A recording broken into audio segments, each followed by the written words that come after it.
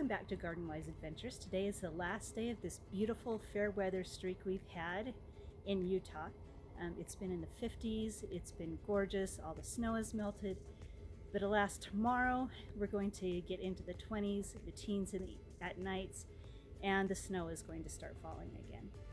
But this beautiful weather has really made me want to get out and start planting. It's made me want to learn how to start seeds indoors. And if any of you know me very well, you know that if a plant crosses the threshold of my door, it dies. I do not have house plants in my house because I just don't take care of them well, and I've never had success starting seeds. But this is the year I have decided that I want to see if I can succeed. So first thing I did, and as you probably saw in the last video, I went and visited Liz Hamilton and Cameron Alcott. They are two of the most knowledgeable people I know when it comes to starting seeds. Now, unfortunately, that video did not turn out very well because I didn't pay attention to the storage on my phone, and it kept shutting off at the most important parts. And I had no idea it was shutting off, so we got through an entire sequence of Liz planting seeds, and it had turned off midway in between. So what I decided to do is I've watched a lot of videos, and I decided to see if I could solve some of the main problems I had with seed starting and see if I could have some success. So I'm going to show you some of the clips that I did with Liz that turned out, and then show you some of the things that I have done, and we'll see what happens. But before we start that, let me show you the results of the seed planting I did in October. I had planted some lettuce seeds, some chard, and some kale. Let's go see what happened with those. Here we are in the garden bed where I planted the lettuce seeds, and I don't know if you can see, let's see if I can show you, the little babies that are starting to come up. We have actually got lettuce seeds sprouting. Now I do not see any kale or Swiss chard coming up. I don't know if any of these are going to last in the 20-degree weather, which will also dip down into the teens. So we'll see what happens with them. I'm not too worried. There's a lot of lettuce seeds around my garden area. You know, they self-sow every year. The only years when they actually don't come up and I don't get a spring harvest is when it's too dry. And as you can see, that soil was really moist, so I'm not worried at all. One other thing that I've seen coming up is my garlic. That comes up every year without fail, so I'm not too worried about garlic either in the cold weather. So here we are with the results of some of my experiments. Now, one of the main problems I've had with starting seeds is light. I've never been able to find enough light in my house, and I've been unwilling to spend a lot of money on a light stand and special grow lights. So I decided this year my goal is to spend as little amount of money as possible to try and grow seeds. Number one, I wanted to see how little I could spend, and number two, if I can't have success this year and I decide not to grow seeds, I don't want to be in the hole for money that I've spent. So I looked for what I had around the house, and being a previous landscape maintenance person, I had a ton of irrigation supplies. So I have designed a light stand, cut a bunch of parts out, and let's put it together and see what it looks like.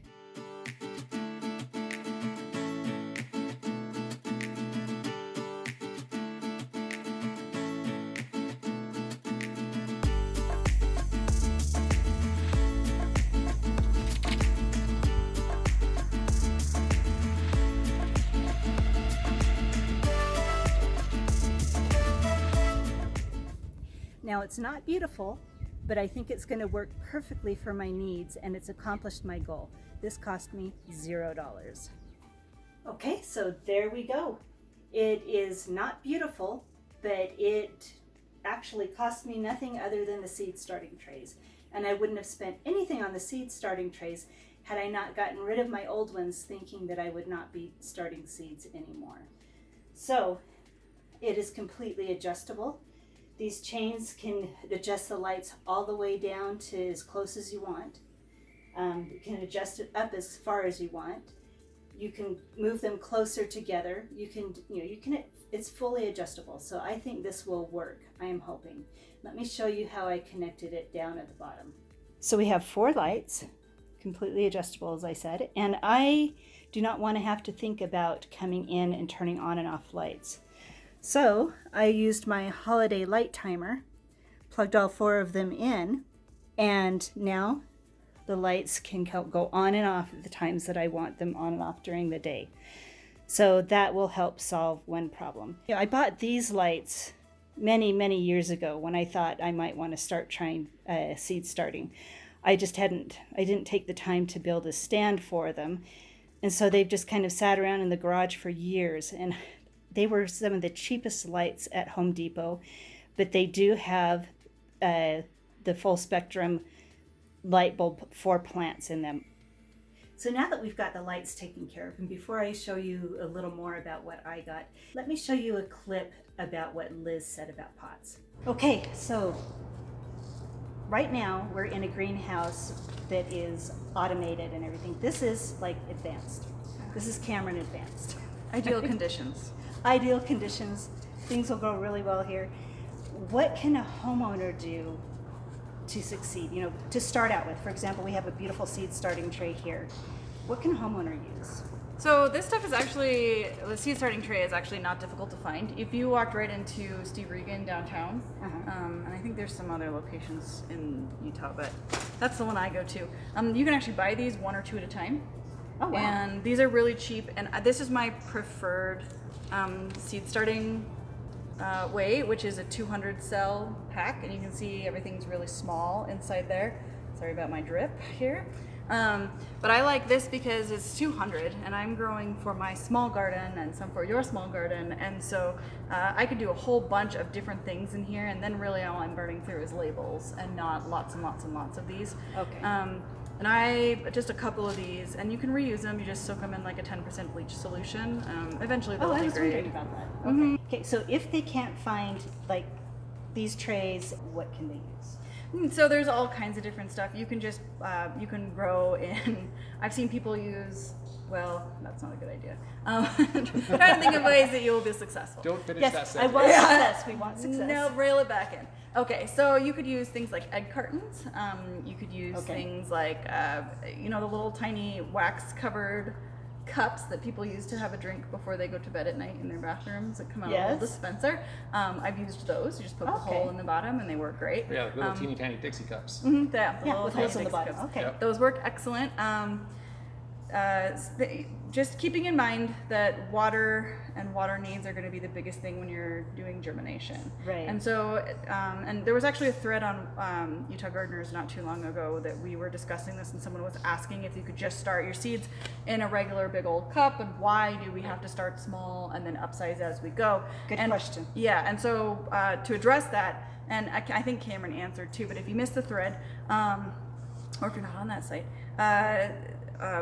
moisture control is harder in a larger cup, and especially with a small seed. So if Maybe that's where I fail. Yeah, so if I put a really tiny, so like petunias, for example, are very, very small and are usually come pelleted, which means they're coated so that you can see them easier, and they're really tiny.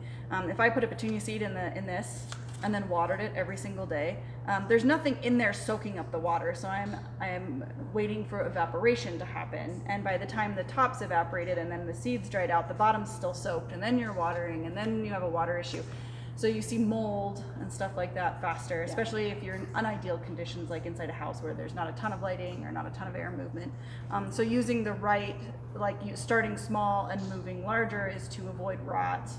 And to be able to maintain ideal moisture for that seedling as it's germinating and then putting out its radicle and then moving forward. Right. For example, like this is just a regular sagebrush that you can go find everywhere. Right. We actually started this in a seed tray, like this one here.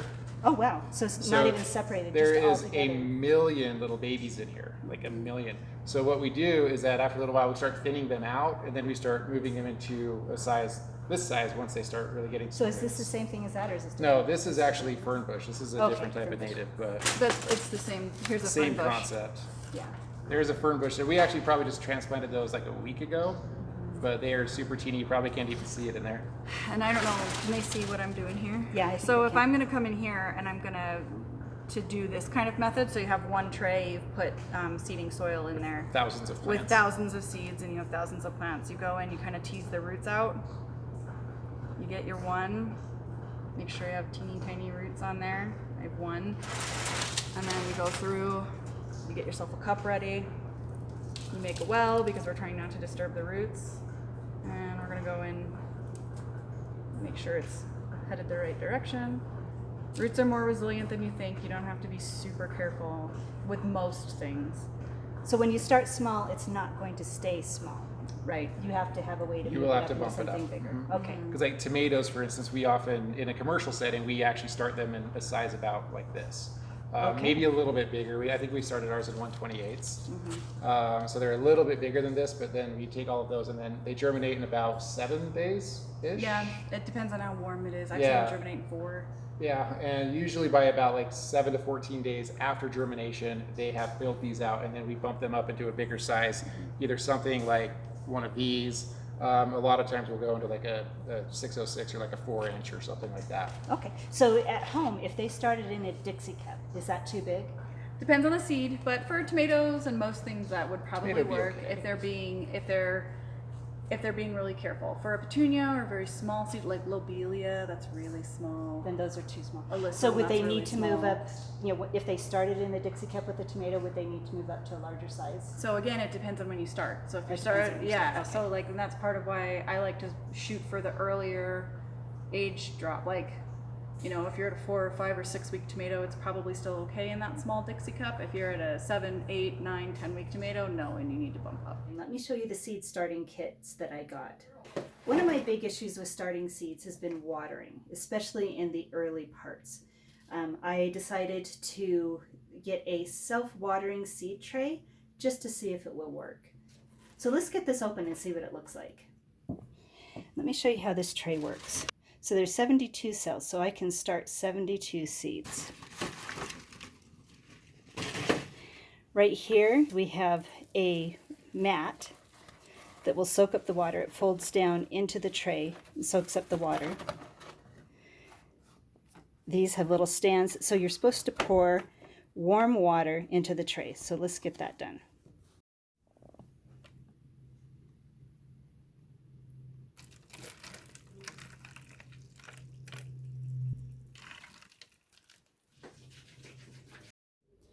We are back. It's been a couple of days, and as for watering the regular soil, the seed starting tray has worked really well. Now it's been a couple of days because we had some issues with the pellets. I was going to do an experiment, and we'll talk about soil in just a little bit.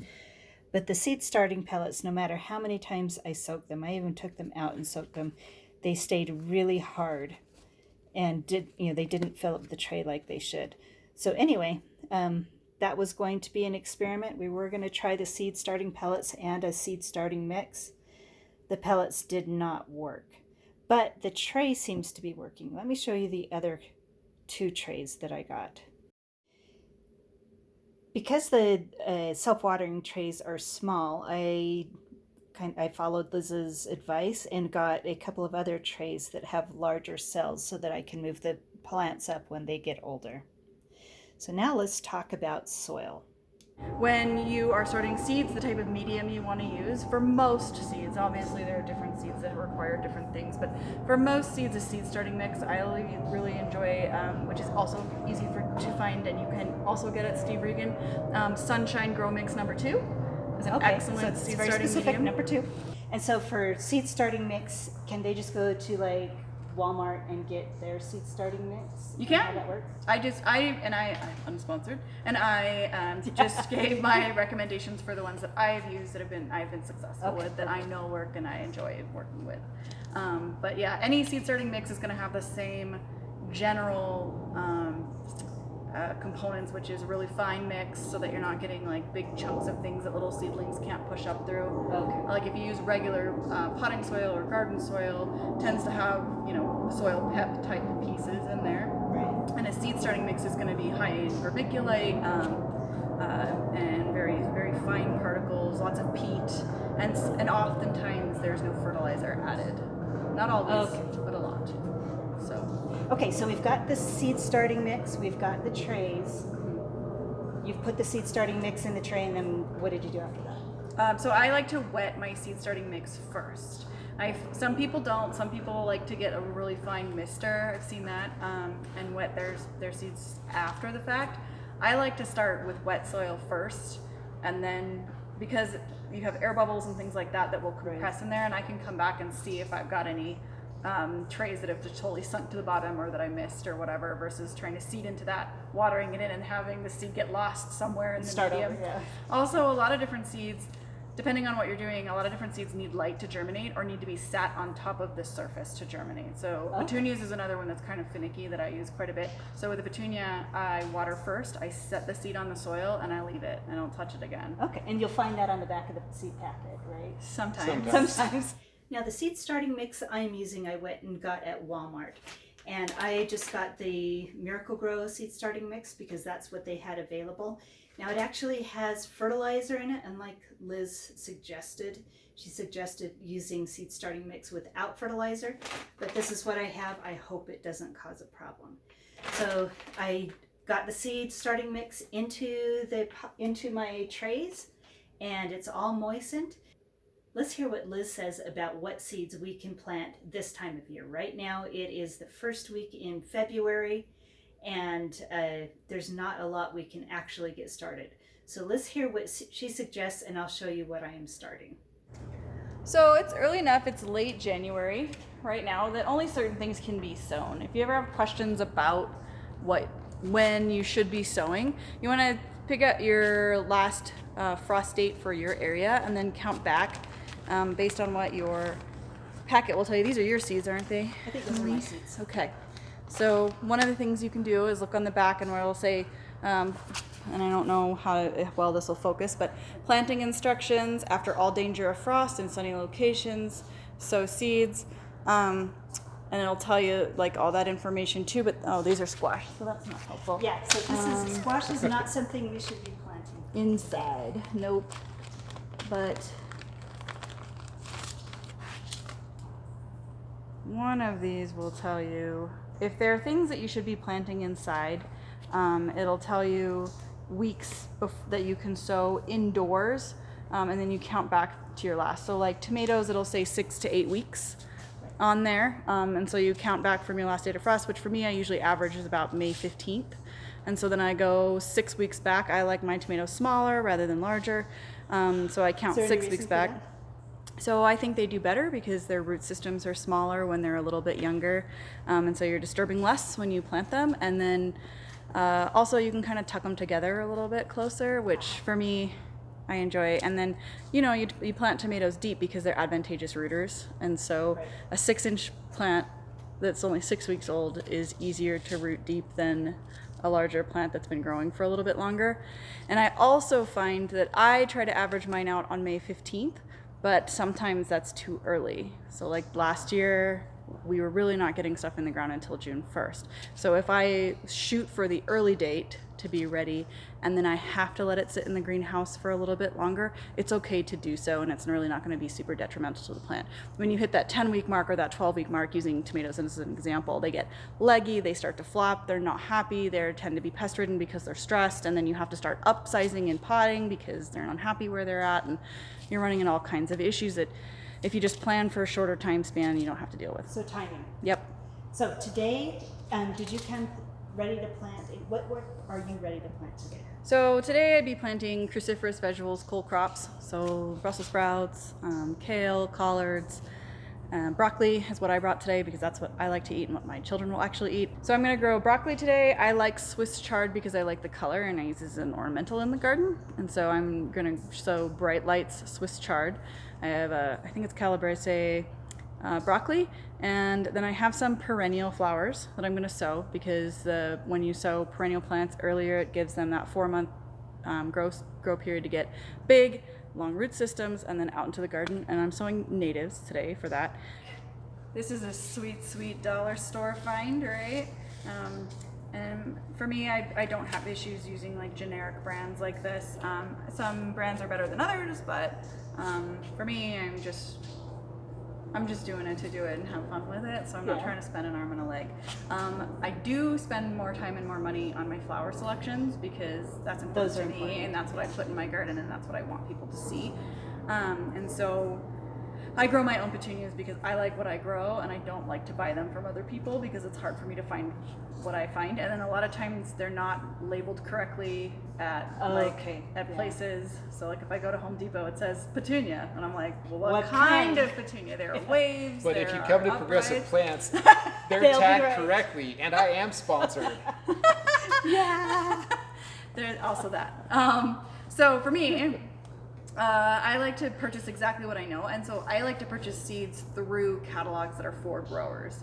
So like for example with petunias, I'll buy exactly what I'm looking for. I buy through a wholesaler seed dealer because I know exactly what I'm purchasing, and then I know, and on those seed packs, because they're being shipped to a wholesale grower like Cameron, typically, not all, because I'm buying some obviously, and I'm not a wholesaler grower, but it will have every bit of every step that you need to have them from start to finish, and that what sounds that worth looks the money. like. That sounds like it's I mean, I'm paying $3 a packet for 100 seeds that are pelleted and with all the directions included, versus like I went to the dollar store and I got 4 for $1, and I don't know what I'm getting, but for me it doesn't matter if it's broccoli, but it matters if it's petunias or perennial flowers or things like that.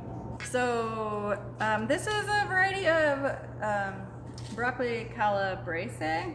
I've grown several different varieties. Some do better in hot heat, which does well for our climate because we have no spring really, right? No, so we're planting it and it's cold, and then all of a sudden it's 90 degrees. And so having a variety that won't bolt, bolting is when the plant gets too hot and panics and it throws seed because it's done for the year, is sometimes really important for Salt Lake Valley anyway. Right. And I'm assuming down south, maybe up north you have a little bit more leeway. A variety that can tolerate a quick temperature change and adversity in Salt Lake Valley tends to be where I usually spend my money. Calabrese will do that. There's a couple other, I think it's Walton's is another variety that I've used, and it's been great. Highly recommend that one, but you got to find it and buy it. It's not going to be at the dollar store. And then some varieties, and it'll tell you too, like if you're looking through a seed catalog, it'll say can tolerate heat. And if you're going to focus your money anywhere, focus it on something that can tolerate heat. Unfortunately, that is where my video died. Liz had a whole sequence where she planted some seeds for us and talked about planting seeds, but I had not paid attention to my phone's storage. It got full and shut off. So what I'm going to do now is I am going to plant some of my own seeds. Keep in mind, I'm not the expert. I'm just going to be letting you know kind of what Liz had told me and just do my own thing. So let's get some seeds started and see what happens. So here we have my seed starting trays with the pre-moistened soil.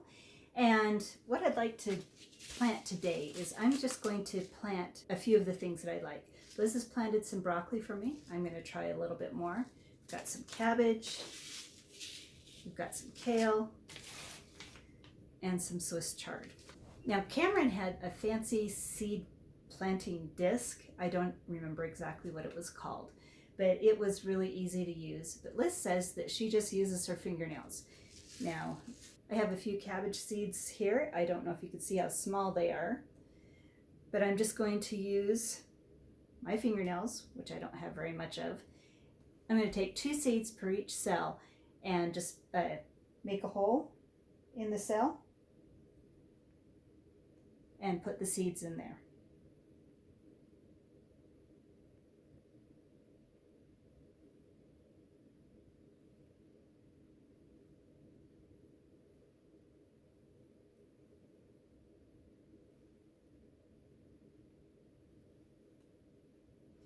And then I'm just going to cover them up.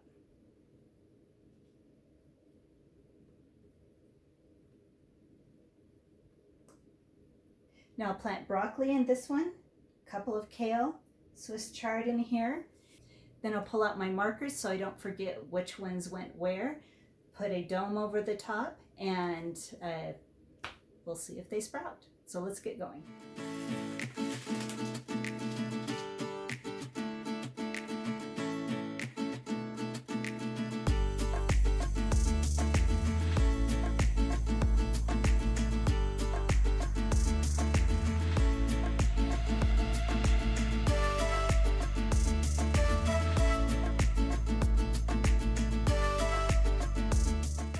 Okay, so the cabbage, the broccoli, the kale, and the chard is all planted and ready to go. This is a self-watering seed tray, so I'm not going to have to worry much about it. I'll just watch it and make sure that the top doesn't get dry.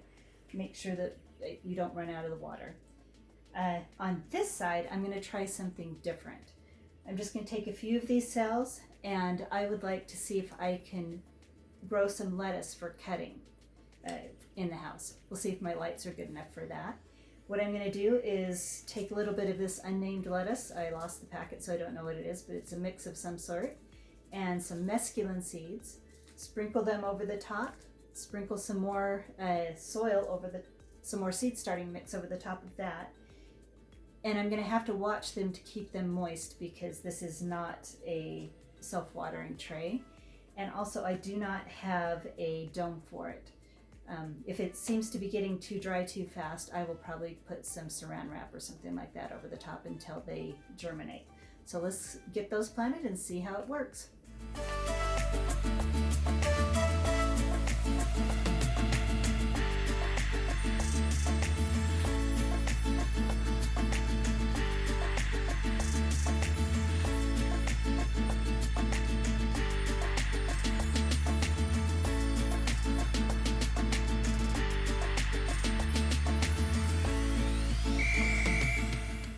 Now I had already watered the soil on this, but I'm just going to water it again just to make sure that it stays moist.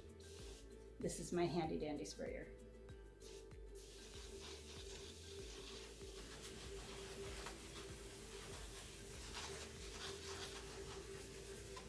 Now I'm going to put these under the lights, but I'm not going to turn the lights on until they sprout. I've got my seed markers here. So I do remember where I put them. They're going to have to lay down first because I'm going to put the dome over the top, and the dome isn't very deep.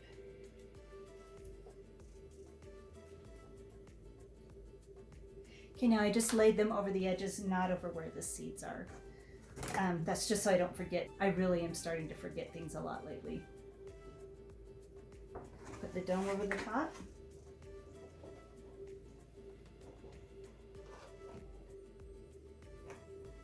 I'll put this under where the lights are, and then we'll be ready to go. I'll make an update video if the seed starting experiment succeeds, if we get seeds growing, if I can actually get cut lettuce for inside the house. And we will also be doing another video with Liz Hamilton when it's time to plant tomatoes. That way you can get her full expertise, especially if this fails. So if you've enjoyed this video, please subscribe, click the like button. If you have any questions, ask them in the comments below. And until we have our update video, have a wonderful garden adventure.